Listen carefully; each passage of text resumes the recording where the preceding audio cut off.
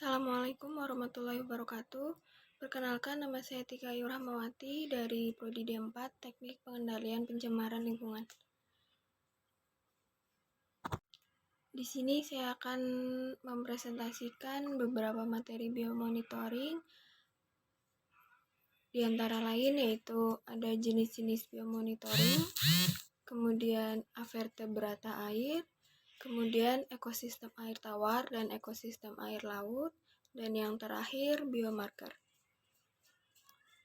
Untuk materi pertama adalah jenis-jenis biomonitoring. Biomonitoring adalah metode pemantauan kualitas air dengan menggunakan indikator biologis atau bioindikator. Bioindikator adalah kelompok atau komunitas organisme yang keberadaannya atau perilakunya di alam berhubungan dengan kondisi lingkungan. Apabila terjadi perubahan kualitas air, maka berpengaruh terhadap keberadaan dan perilaku organisme tersebut, sehingga dapat digunakan sebagai petunjuk kualitas lingkungan.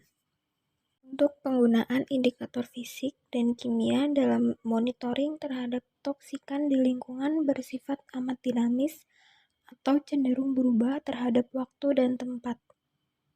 Berbeda dengan organisme atau sistem biologi yang bisa mengintegrasikan hampir semua variabel lingkungan pada kurun waktu relatif lama dengan teknik pengukuran yang relatif lebih mudah, serta tentunya relatif lebih murah. Biomonitoring dapat digunakan untuk memprediksi bahkan mengetahui dampak yang lebih luas akibat pencemaran udara, air, dan tanah sehingga menjadi landasan dalam pengembangan dan pengelolaan lingkungan. Jenis-jenis biomonitoring berdasarkan kategori minat komunitas pakar, biomonitoring dapat dikelompokkan sebagai berikut. Yang pertama, bioassessment study, yang kedua, toxicity bioassays. Toxicity bioassays dibagi menjadi dua, yaitu penilaian toksisitas langsung dan bioassay perilaku. Untuk yang pertama, ada bioassessment study. Bioassessment study mengkaji kehidupan suatu komunitas termasuk fungsi dan struktur komunitas. Untuk tingkat organisasi kehidupan, ada molekul, di mana molekul adalah gugusan yang secara elektris netral yang tersusun dari dua atau lebih atom yang saling berkaitan melalui ikatan kimia. Menurut Ciglio et al. Tahun 2006, bioassessment mengacu pada proses evaluasi integritas ekologi baik lingkungan darat maupun akuatik dengan mengukur karakteristik organisme atau kumpulan organisme yang menghuni lingkungan tersebut. Untuk lingkungan akuatik, bioassessment mengacu pada penilaian integritas ekologi dari badan air dengan mengukur atribut kumpulan organisme yang menghuni perairan. Dalam hubungannya dengan pengukuran biologis, bioassessment lingkungan akuatik biasanya termasuk pengukuran dan habitat zona riparian. Kumpulan umum organisme air yang digunakan untuk bioassessment yaitu ikan, makroinvertebrata, dan alga. Namun, karakteristik populasi spesial tunggas atau sentinel juga digunakan sebagai indikator biologis dari integritas ekologi. Untuk yang kedua, yaitu ada toxicity bioassay.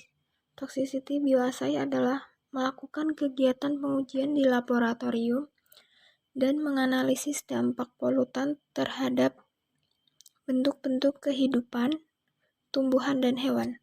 Tujuan pengujian toksisitas adalah untuk menentukan apakah suatu senyawa atau sampel air memiliki potensi racun bagi organisme biologis, dan jika demikian, maka sejauh mana dampak tersebut. Toksisitas dapat dievaluasi di seluruh organisme atau menggunakan molekul atau sel. Setelah polutan yang terduga memberi pengaruh telah diidentifikasi, pendekatan pemodelan dapat digunakan untuk memprediksi toksisitasnya berdasarkan sifat fisika kimia senyawa, dan kemungkinan keberadaannya dan perjalanannya di lingkungan. Kemudian untuk materi yang kedua yaitu vertebrata air. Vertebrata atau avertebrata adalah sebuah istilah yang diungkapkan oleh Cavelier de Lamarck untuk menunjuk hewan yang tidak memiliki tulang belakang. Vertebrata mencakup sekitar 97% dari seluruh anggota kingdom Animalia. Lamarck awalnya membagi invertebrata atau avertebrata ke dalam dua golongan atau kelompok, yaitu insekta atau serangga dan vermes atau cacing. Tetapi sekarang invertebrata atau avertebrata diklasifikasikan ke dalam lebih dari 30 subfila, mulai dari organisme yang simpel seperti porifera dan cacing pipih, hingga organisme yang lebih kompleks seperti moluska, echinodermata, dan arthropoda. Ada 9 filum dalam klasifikasi avertebrata. Vertebrata air merupakan suatu bidang ilmu yang mempelajari tentang hewan-hewan perairan yang tidak bertulang belakang. Vertebrata yang pertama ada Annelida, Arthropoda, Coelenterata atau Cnidaria, kemudian ada Echinodermata, kemudian ada Mollusca, kemudian Nemathelminthes, Platyhelminthes, Porifera, dan Protozoa. Vertebrata atau avertebrata ada yang tersusun oleh satu sel atau uniseluler, di mana seluruh aktivitas kehidupannya dilakukan oleh sel itu sendiri, sedangkan hewan invertebrata atau avertebrata yang disusun oleh banyak sel atau multiseluler, sel-selnya mengalami diferensiasi dan spesialisasi, membentuk jaringan dan organ tubuh, dan aktivitasnya semakin kompleks. Kelompok hewan avertebrata mempunyai ciri-ciri tidak bertulang belakang, susunan syaraf terletak di bagian ventral atau perut, di bawah saluran pencernaan, umumnya memiliki rangka luar atau exoskeleton, dan otak tidak dilindungi oleh tengkorak. Yang pertama, perairan tawar.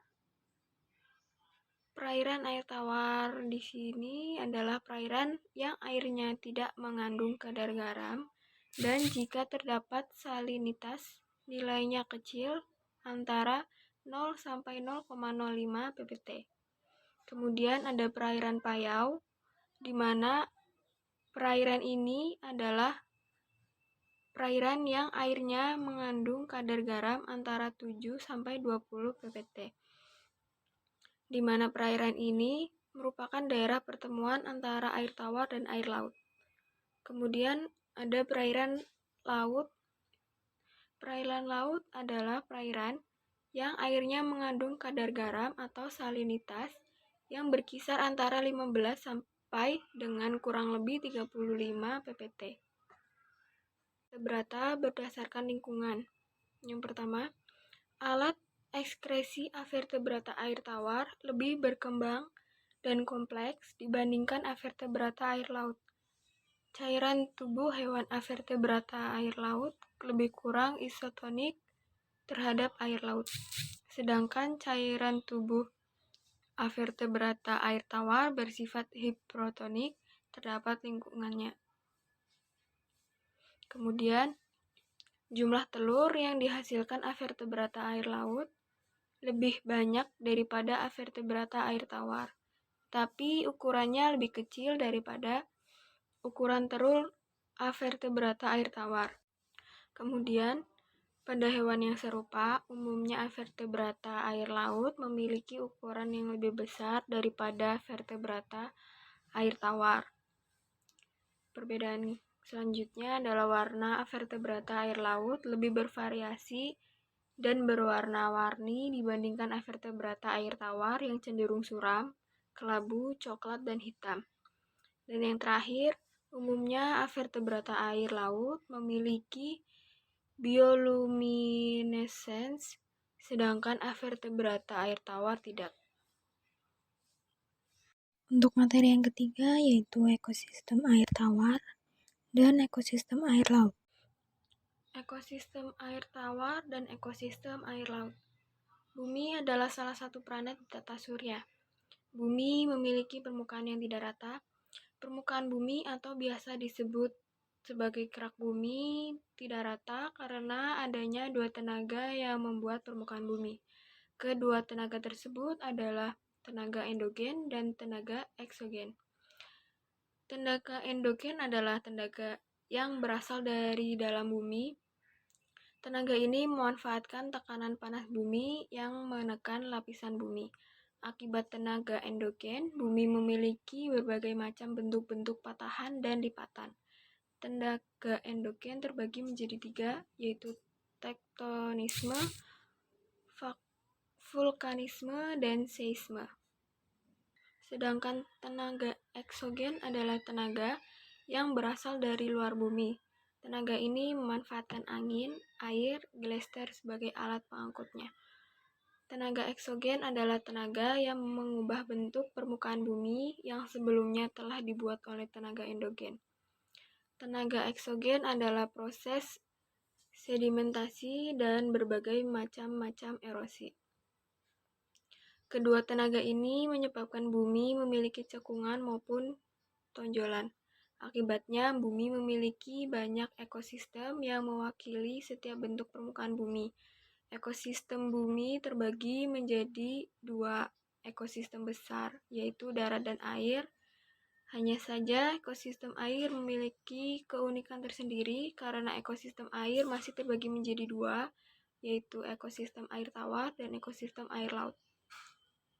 Ekosistem air tawar adalah ekosistem air yang airnya memiliki kadar garam yang rendah.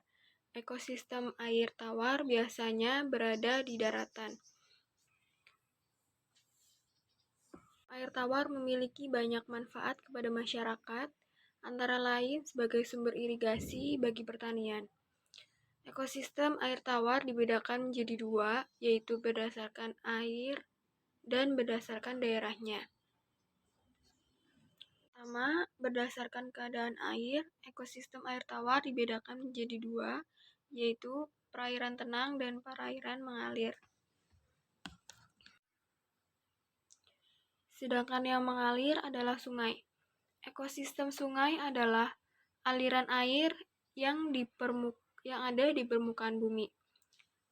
Sungai mengalir dari tempat yang tinggi ke tempat yang rendah. Aliran sungai mengalir dan berhenti di laut. Sungai adalah salah satu sumber air terbesar di bumi. Air sungai termasuk air tawar, sehingga ikan yang dapat hidup di sungai adalah ikan air tawar seperti ikan nila, ikan gurami, atau ikan lele. Berdasarkan daerahnya, ekosistem air tawar dibedakan menjadi tiga. Yang pertama litoral, kedua limnetik, dan ketiga profundal. Yang pertama ada litoral. Litoral adalah sungai dangkal yang mendapatkan banyak sinar matahari. Sungai ini lebih banyak memiliki ekosistem di dalamnya. Hal ini karena sinar matahari yang masuk sehingga tumbuhan dapat tumbuh subur di sini. Selain itu, akibat banyaknya tumbuhan yang hidup, maka akan banyak ikan yang dapat hidup di sini. Ikan air tawar biasanya memakan serangga atau hewan-hewan laut kecil yang hidup di sekitar akar-akar pohon, sehingga menjadi tempat yang bagus bagi ikan dalam mencari mangsa. Kemudian ada limnetik. Limnetik adalah sungai yang berada jauh di dalam hutan, tetapi masih mendapatkan sinar matahari. Sungai ini biasanya berada di dalam hutan yang lebat, akan tetapi sungai ini masih mendapatkan cahaya matahari, sehingga masih banyak tumbuhan yang hidup di sekitar sungai ini. Sungai ini memiliki banyak ikan, akibat banyak tumbuhan yang hidup di sekitar sungai ini. ketiga ada profundal. Profundal adalah sungai yang berada jauh di dalam hutan dan tidak mendapatkan cahaya matahari. Sungai ini berada di dalam hutan lebat yang tertutup oleh rimbunan daun-daun. Sungai ini memiliki jumlah vegetasi yang cenderung sedikit karena tidak mendapatkan cahaya matahari. Selain itu, hewan seperti ikan jarang muncul di sungai ini. Sungai ini biasanya memiliki kedalaman yang cukup dangkal dan akan menjadi dalam saat terjadi hujan. Ada ekosistem air laut. Ekosistem air laut adalah ekosistem air yang memiliki kadar garam yang tinggi. Ekosistem ini berada di laut. Ekosistem ini memiliki pergerakan air yang dipengaruhi oleh arah angin.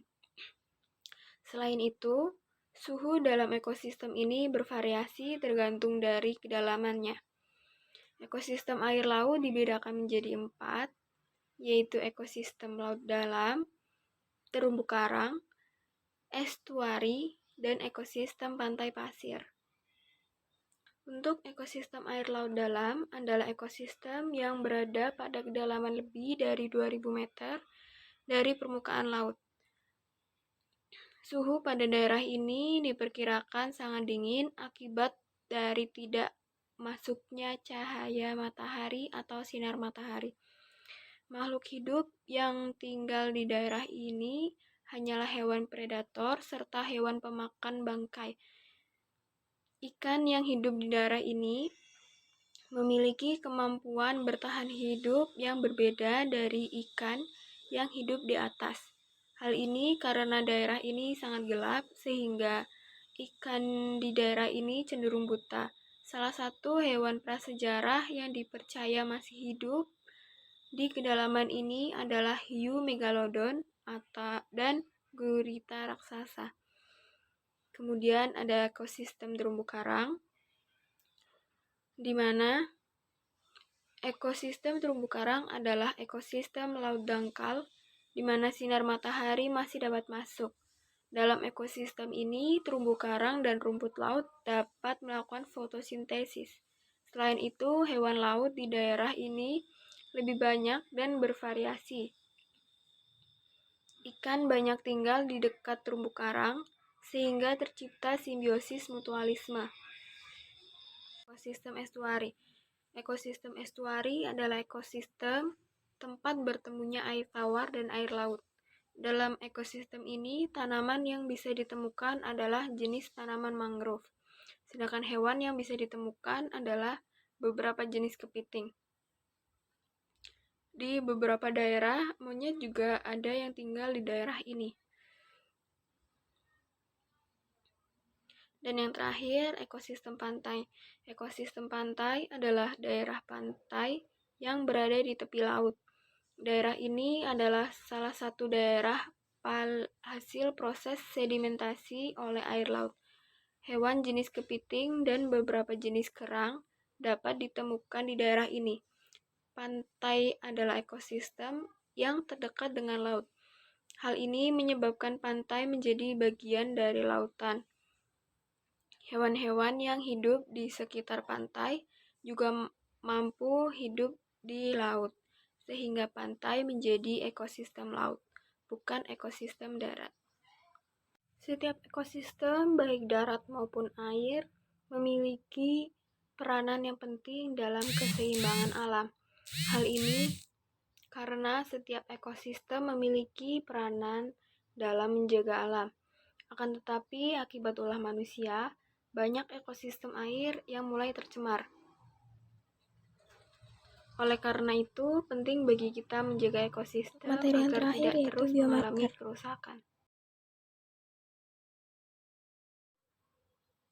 Biomarker adalah tanda-tanda terpapar efek atau kerentanan yang lebih awal tentang kemungkinan kondisi yang buruk.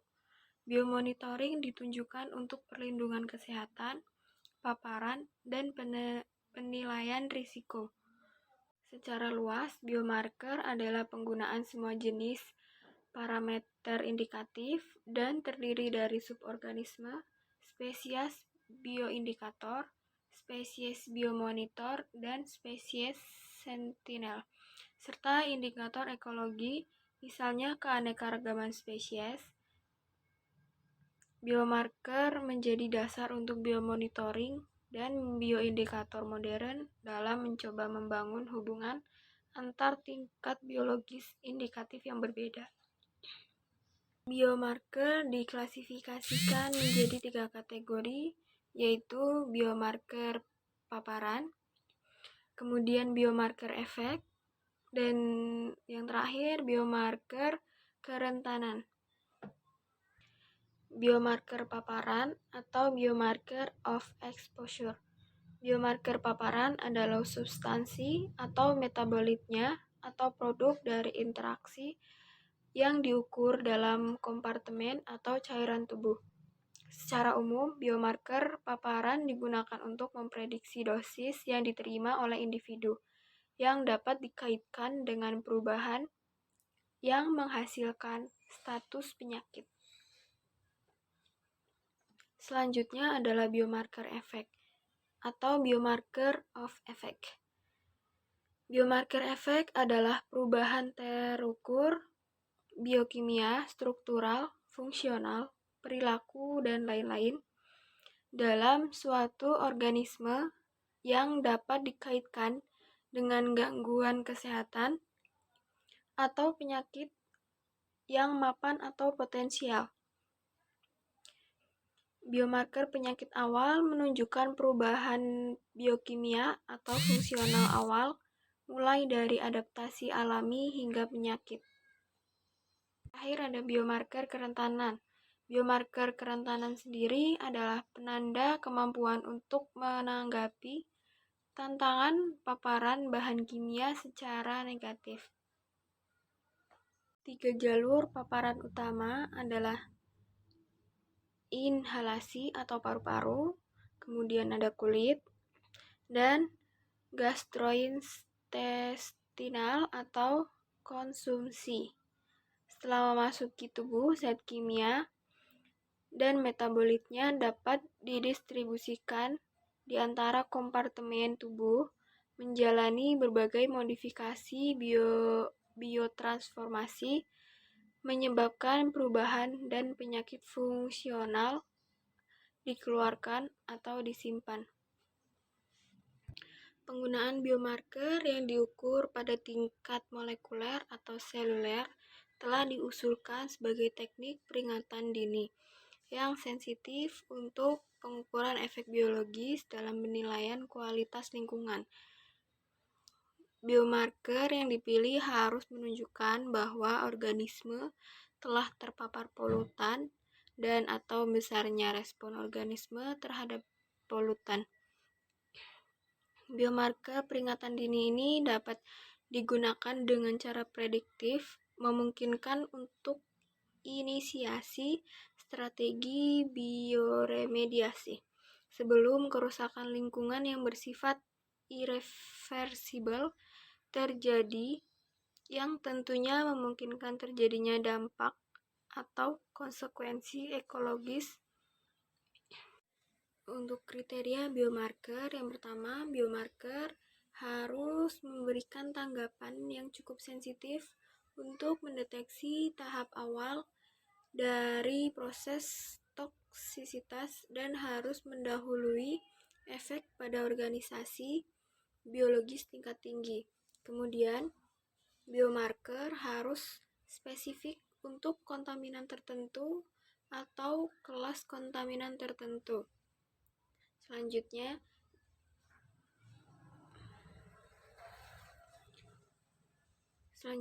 biomarker harus merespon dengan cara bersifat tergantung pada level konsentrasi yang dapat mengubah tingkat kontaminan lingkungan.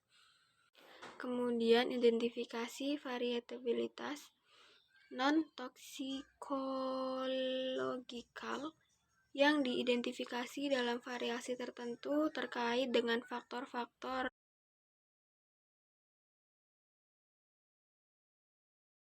Demikian apa yang bisa saya sampaikan, kurang lebihnya mohon maaf. Wassalamualaikum warahmatullahi wabarakatuh.